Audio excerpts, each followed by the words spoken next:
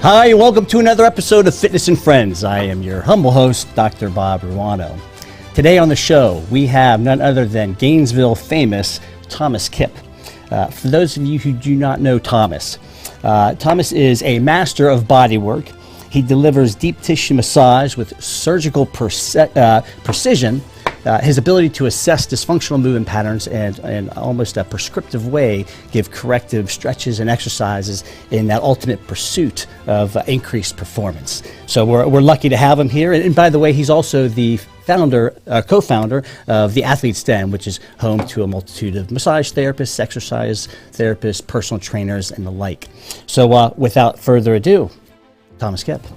Awesome. What's happening, my friend? Awesome. Nice to be here. Hey, welcome to the Innovative Back Solutions Studios, right? Yeah, this is good. This is good stuff, man. I'm very impressed. Headsets and everything. Yeah. All right. Very legit. So, today... Thank you for the very kind introduction. Do you like that? Yeah, well, I'll tell you. Well done, too. I mean... I actually wrote things down. Yeah, red line and everything.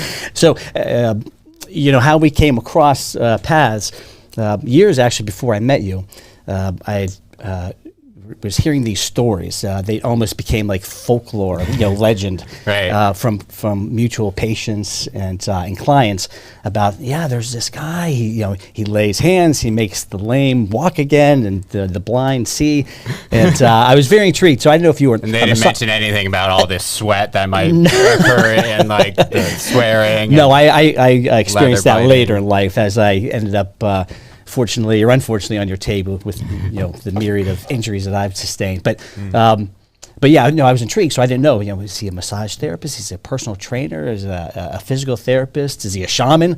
I mean, because these stories, like I said, it was legendary. So tell me a little bit about your career my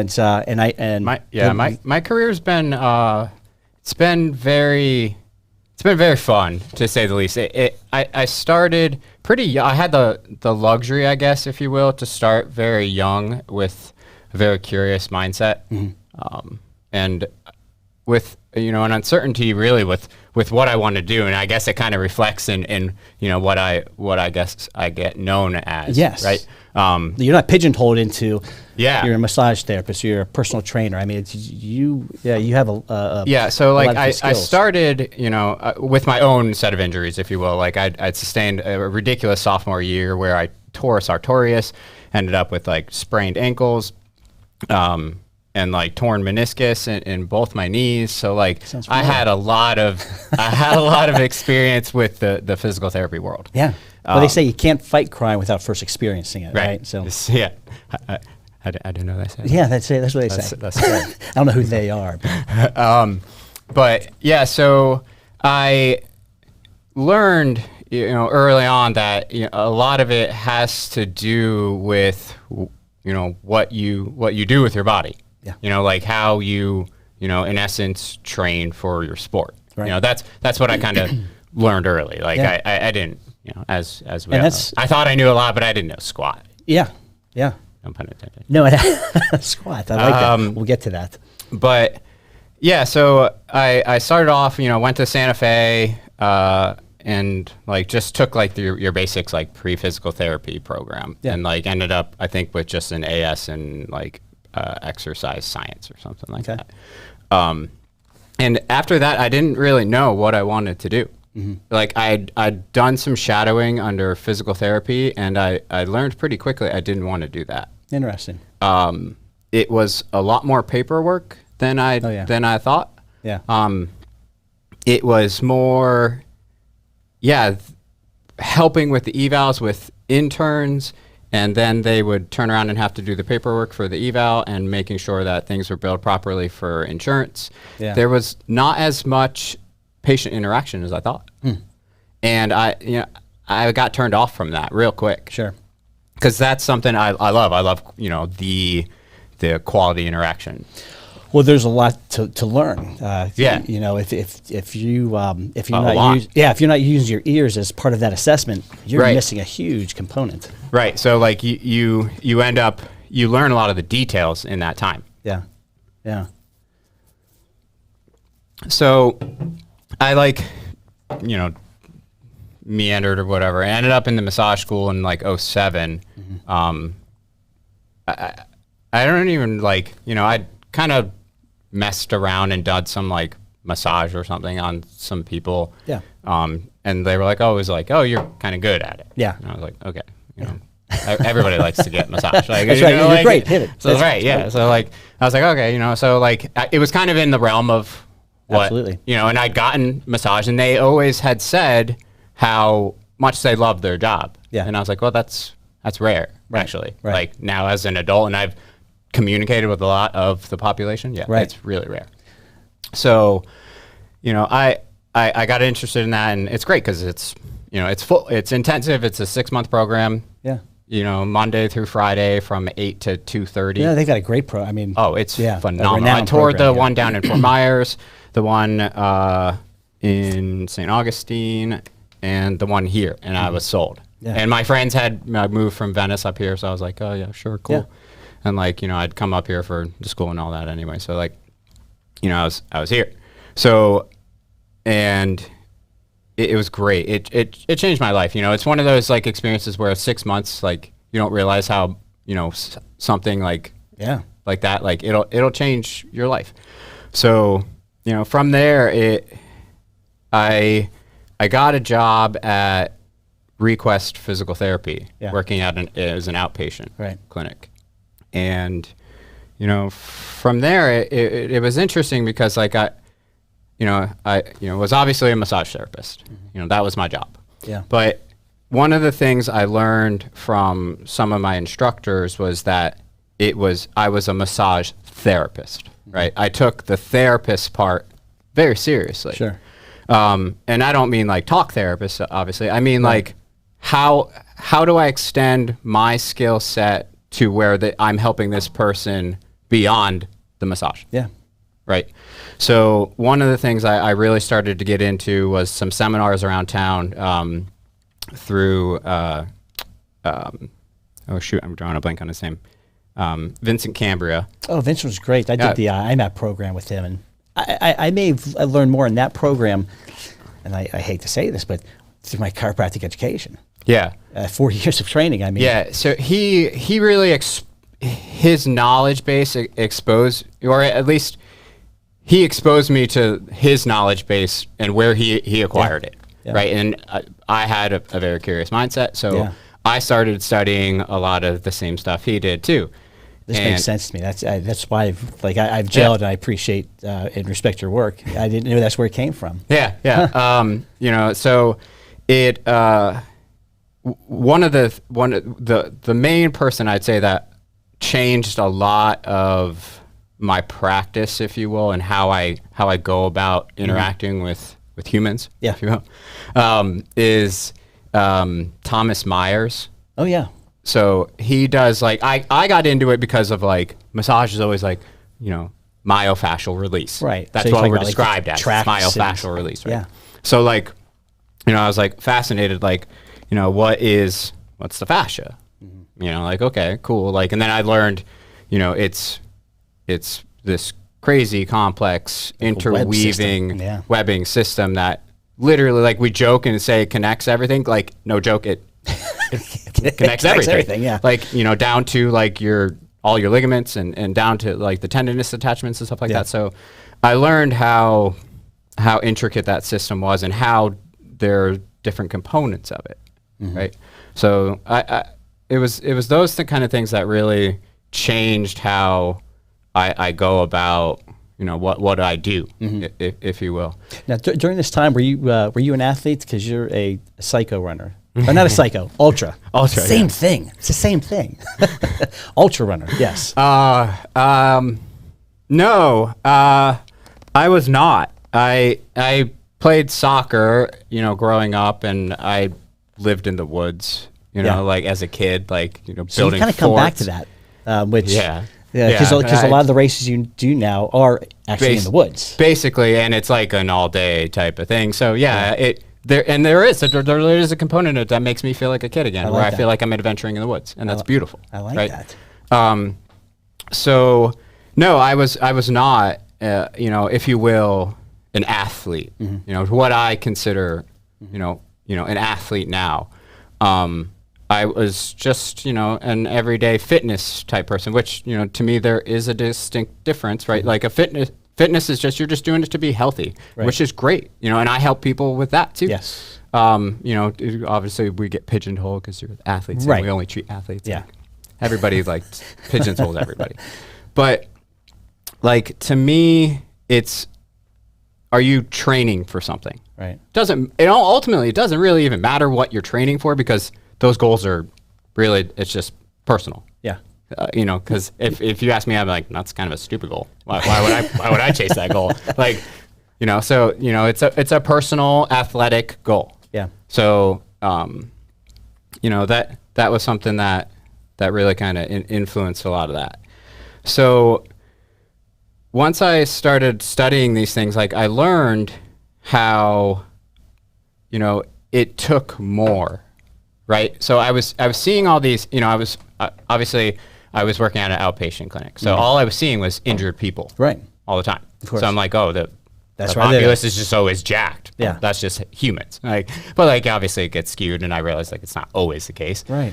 But what I started learning once I started to like delve into the athletic world myself, like started, I was like, I started meeting some runners, and I was like, this is kind of cool. Like, this is interesting. And it was actually my ex-wife at the time. She had a friend who was killed in Afghanistan. And she wanted to start training for the Marine Corps Marathon. Right. And I was like, well, that's pretty tough. It's admirable. Cool. Yeah. Yeah, that's dope. So like, I was like, I kind of want to do that. Right. And so, I guess, and this is what's always interesting to me, because like, when I think back, it's like the Marine Corps Marathon, then, well, that's a road marathon. Well, why didn't I train for road marathons? Yeah. I didn't. So I started training like, on the trails. Yeah. And it ended up working out to where like she didn't train, and we ended up canceling the trip and any intentions on doing that race. Yeah. But I was trained, if you will, and I was curious, so I signed up for this trail marathon down in Tampa area. And there's a big difference between road running and trail running. Yeah, and like, sure, like I still was like, oh, I'd done a 5K for shits and giggles with, the Request crew and like, I don't even remember what my time was. I just ran, and I did some massages even after. Yeah. Like, So you weren't too taxed. Yeah. So like, I was like, super curious, because I'd met, a few of these people in my practice, like, that run marathons. And I was like, I wonder if I can do that. So yeah, I did it out of sheer curiosity, and I did it, and I was miserable. Like, like I totally, It's not the answer I was expecting. I did everything wrong. I was like, oh, I was training at this pace, and I was like, okay, well, I'm going to go out at that pace, because that's my training pace. I feel like I can maintain that for the race, and like, I was like, oh, okay. When I did my evaluation of the assessment of it, and I was like, oh, okay. This, looking back, I was like, God, you knew nothing. Like, what were you doing? Hey, that's how we learn. Right? Yeah. No, you learn because you hire a coach. That's a great point. Because like, it's way easier to learn under somebody else's guise, or guidance, instead of like messing up your own stuff. Yeah. Like, so that's because it is like, you jack yourself up. Like, I hit the wall. Like, it took me 5 hours and 19 minutes to do this trail marathon. Like, which sounds really fast to me. Yeah, it's all relative. I guess. Yeah, it definitely is relative. I learned that really, because there are some fast ones. So in that world, so you deal with a lot of runners running injuries. What are some of the main things that you see? Because I when you take a sport like running, you're doing, step out. It's very, very repetitive. Oh, absolutely. And that, again, that's kind of maybe why it's some of the appeal to trail running. There's not as much repetitiveness. There's like variations all the time, because, well, there's a route coming up, and you can't step there, or you can, but so yeah, like there as I grew in my practice, I learned there is differences between what a road runner typically sees versus a trail runner. Though obviously once you get into the endurance realm for either, like, it's breakdown period. Like, fatigue looks like fatigue. Right. So yeah, I learned it's kind of like your typical stuff. Like obviously there's even things that are so stereotypical, they have umbrella terms like runner's knee. Like, first off, what the hell is that? Yeah. Like I know what it is, but it's tons of different things that it could be. So it's, again, it's umbrella's term. Like plantar fasciitis, Achilles tendonitis, hip pain, low back pain.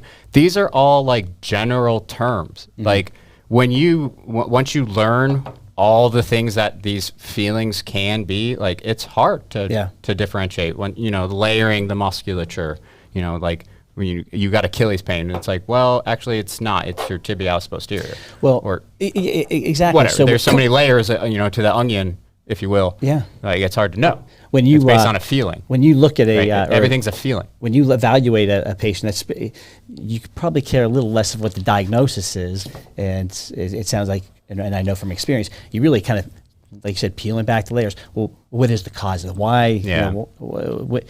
What is happening where this particular aspect or area is blowing out? Because a lot of times it is pretty unilateral. To me, like, okay, so one of the things like my co-founder, taught me, Santiago, who the diagnosis is in essence is a thought local.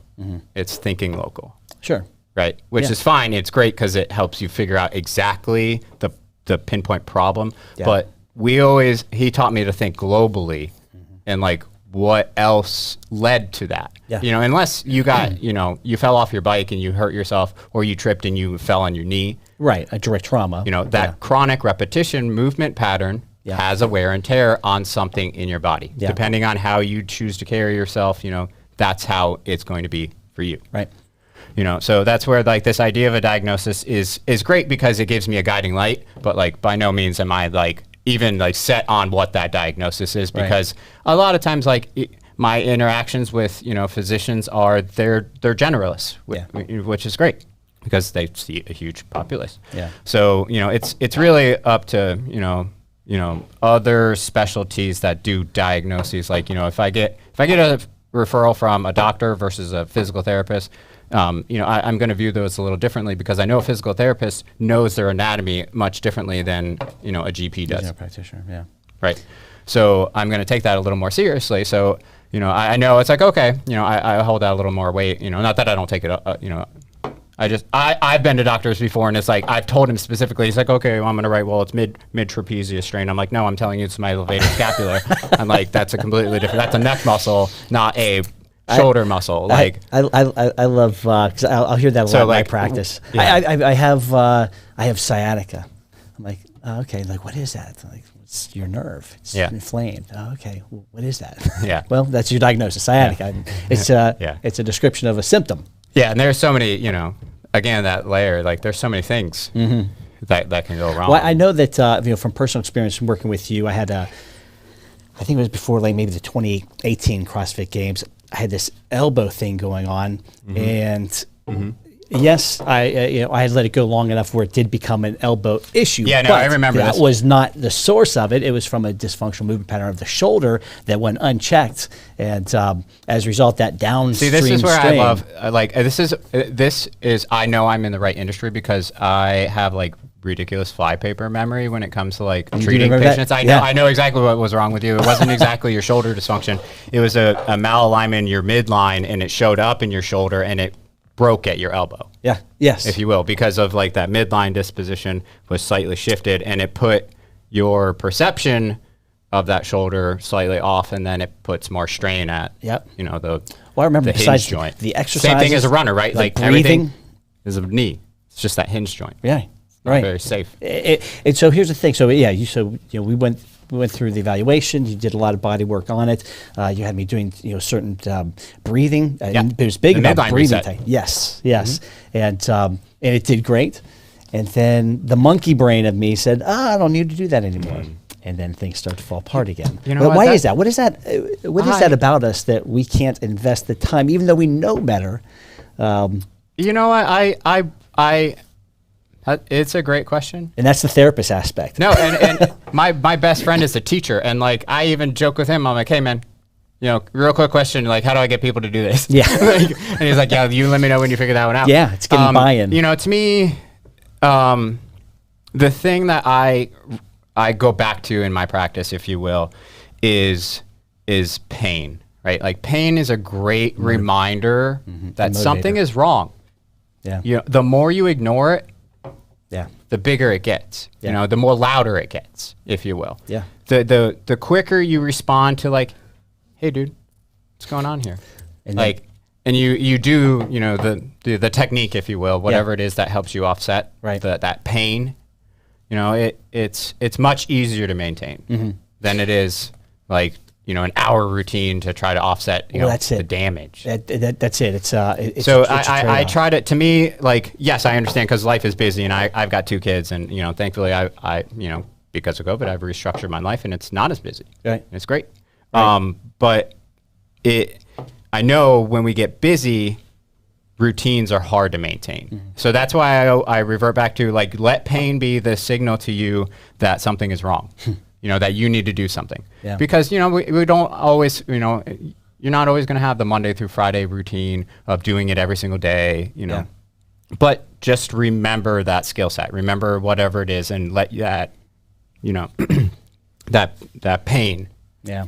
I know you to do it. I know I'm way guilty of ignoring some of those early signs and quote playing through it and ending up in catastrophic injury, whether it's an Achilles rupture, a lat tear, a subscap tear, and so don't be me.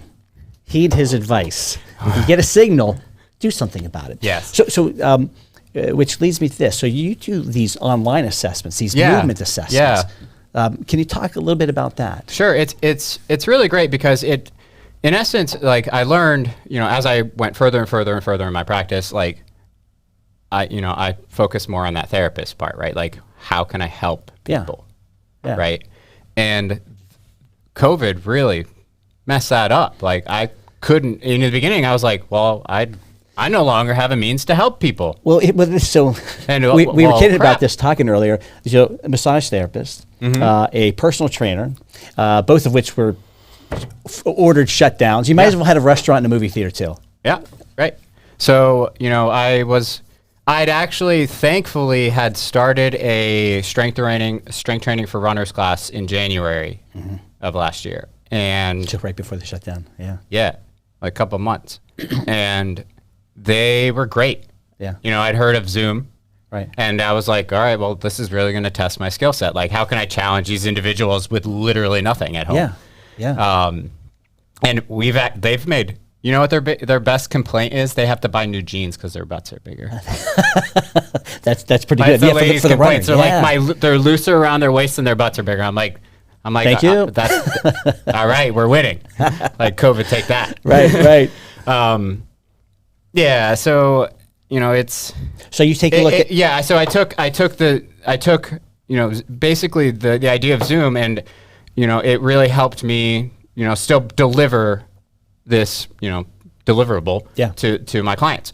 And, you know, it got me thinking, I was like, well, you know, I'd put myself in a box, you know, of these things, like what, you know, like they have to be in front of you or. Yeah. So like, I started like, okay, well, I have to rethink that. You know, what can I do differently? So I started to offer like consultations online, and it actually went really great. That's great. So like I did an eval for a woman in Alaska.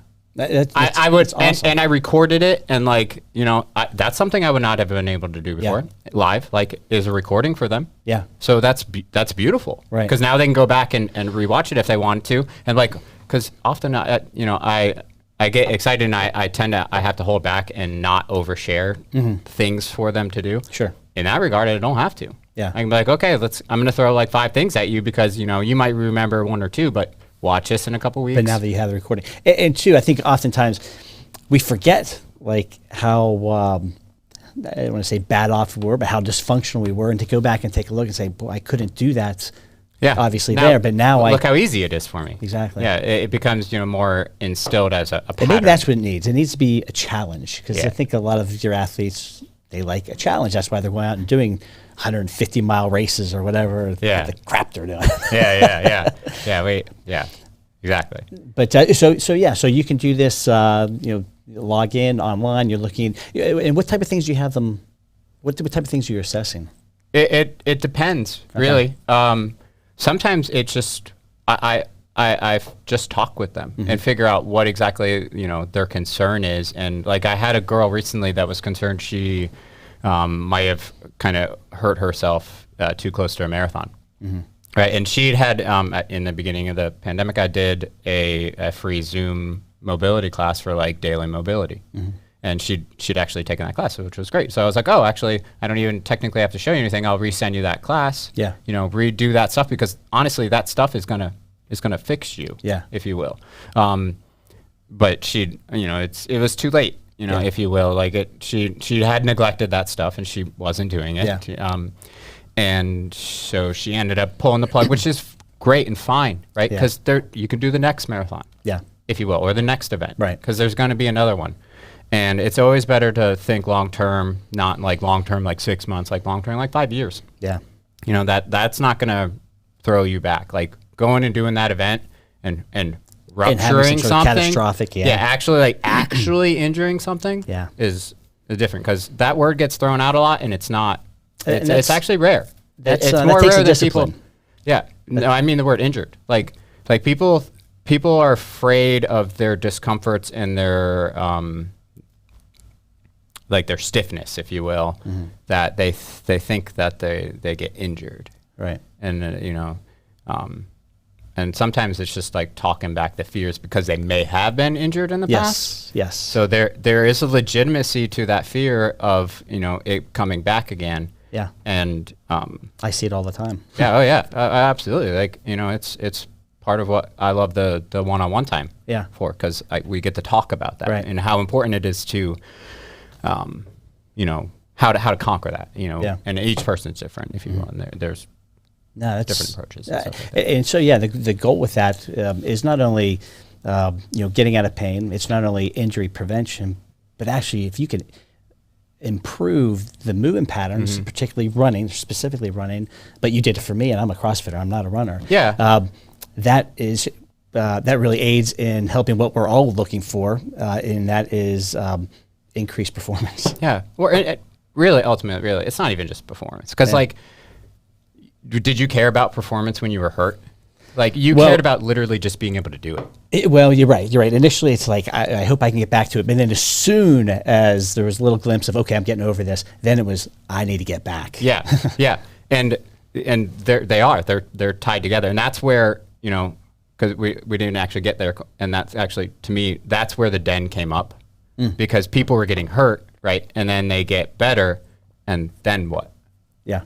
Then they don't know really what to do to maintain that high level of performance of training. Well, that's it. You just wait around until you start feeling something again. Right, exactly. Like, because, that it takes a certain level of discipline. If you want to do and progress and chase some of these goals, you got to take it serious. You got to put the work in. And that's what, to me, the difference between, if you will, an elite athlete and, a normal athlete is elites.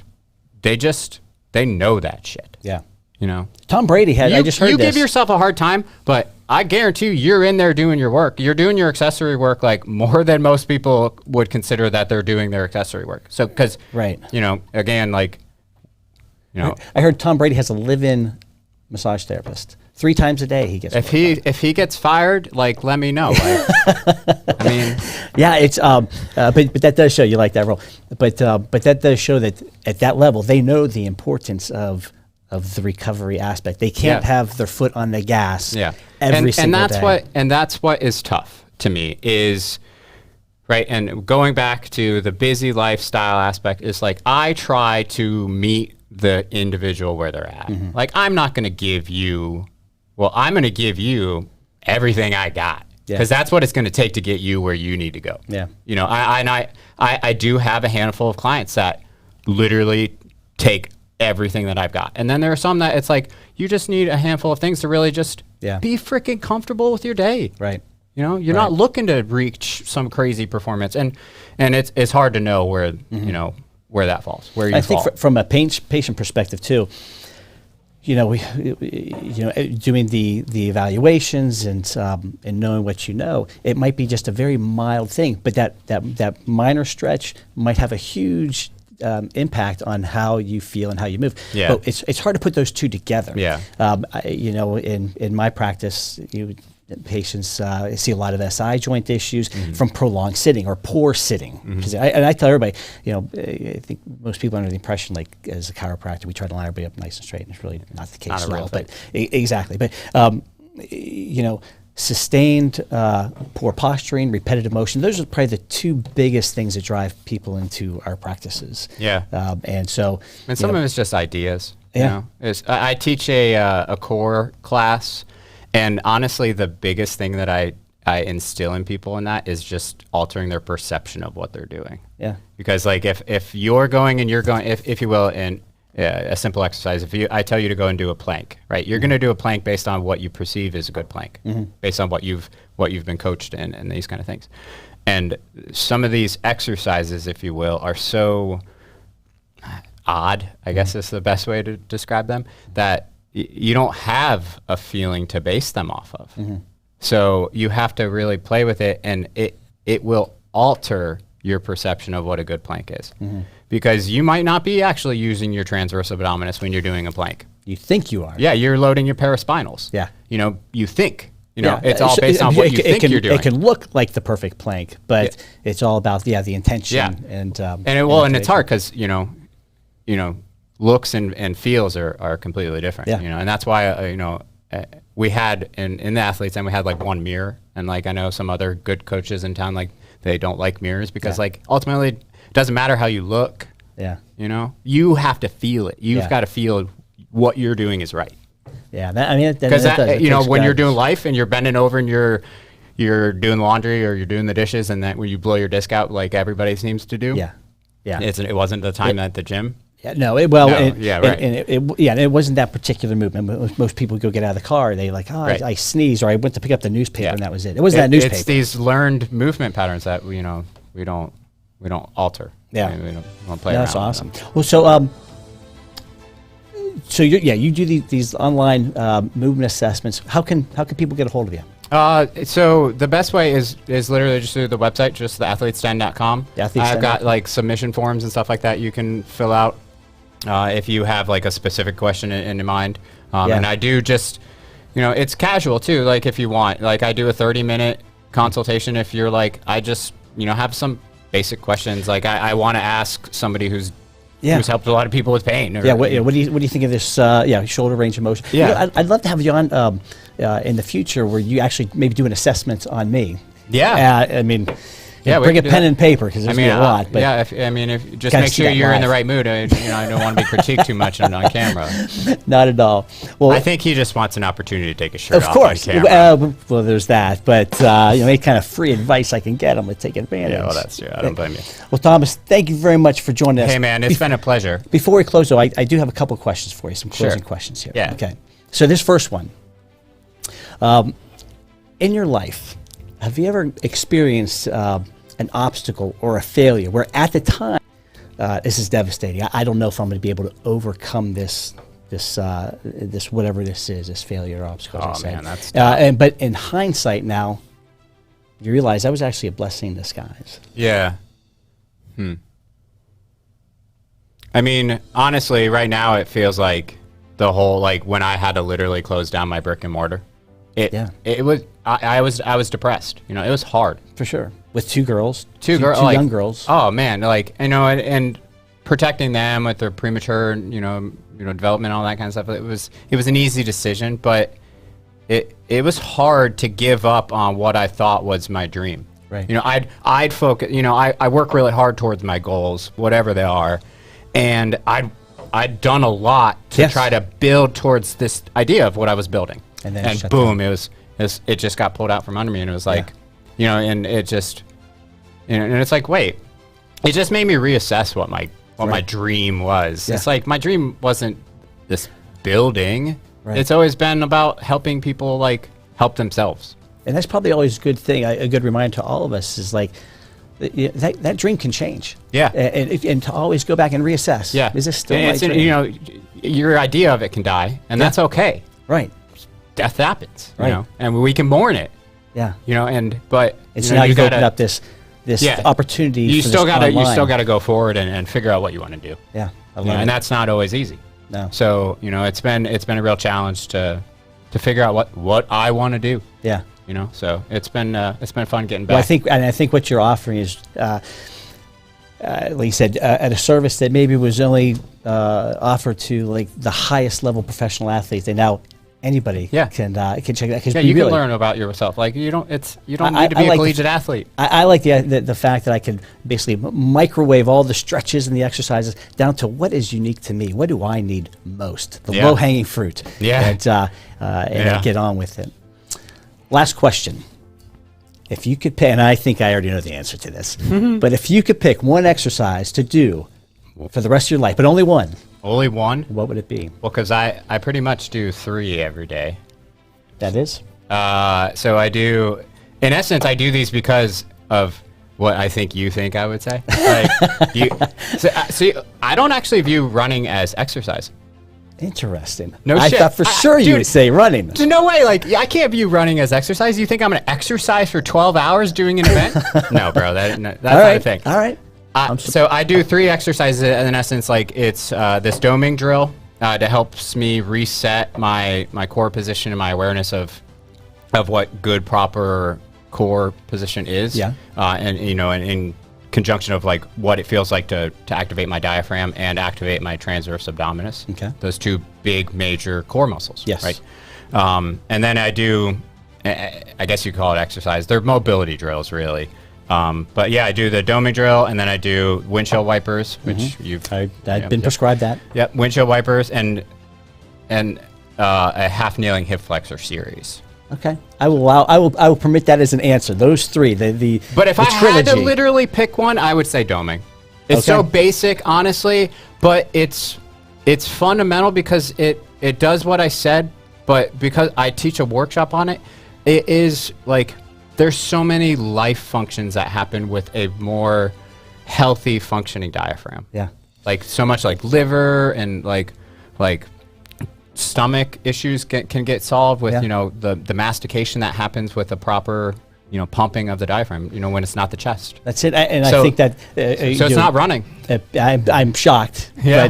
but I'm pleasantly surprised actually, because everything, you know, all sport, all action, all motion is core to extremity, is not? Yeah, and life. Yeah. When life gets stressful, it sometimes like when I'm like facing like some BS, like I'll get down and I'll do my doming drill because I know it will help me reset like kind of everything and whatnot. Yeah. Yeah, because you know breathing it controls everything.